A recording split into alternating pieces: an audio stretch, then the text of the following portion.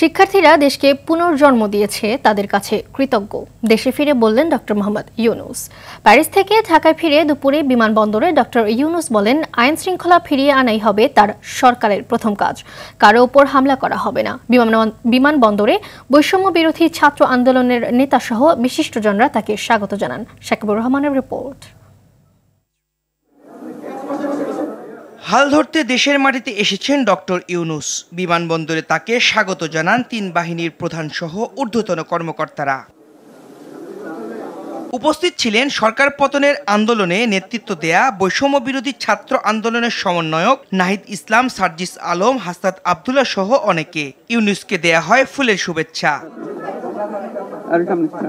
বক্তব্য দেন নোবেলজয়ী। শুরুতেই আন্দোলন চলাকালে রংপুরে পুলিশের গুলিতে নিহত আবু সাঈদের কথা বলতে গিয়ে অশ্রুসিক্ত হন তিনি।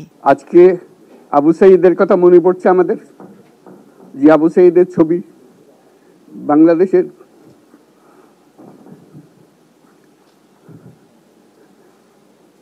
প্রতিটি মানুষের মনে গেঁথে আছে, এটা কেউ বলতে পারবে না। কি অবিশ্বাস্য একটা সাহসী যুবক, বন্দুকের সামনে দাঁড়িয়ে আছে। পুনর্জন্মে যে বাংলাদেশ পেলাম, সে বাংলাদেশ যেন পূর্ণতা পায়, তার জন্য তার প্রতি বিশ্বাস রাখতে বললেন দেশবাসীকে। নতুন বাংলাদেশ নিয়ে দ্রুত গতিতে এগিয়ে যাওয়ার প্রত্যয় করেন।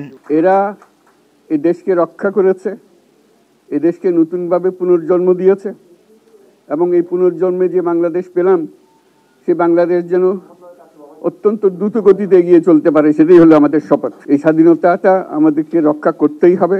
শুধু রক্ষা করা নয়, এই স্বাধীনতার সুফল প্রতিটি মানুষের ঘরে পৌঁছাতে হবে, তা না হলে এই স্বাধীনতার কোনো দাম নেই। বিশৃঙ্খলা, সহিংসতা, এগুলো হলো অগ্রগতির বড় শত্রু।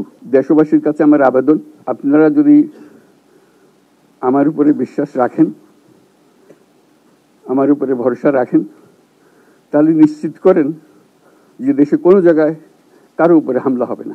এর আগে ফ্রান্স থেকে দুবাই হয়ে দেশে ফিরেন শান্তিতে নোবেলজয়ী এই অর্থনীতিবিদ। শাকিবুর রহমান, RTV, ঢাকা।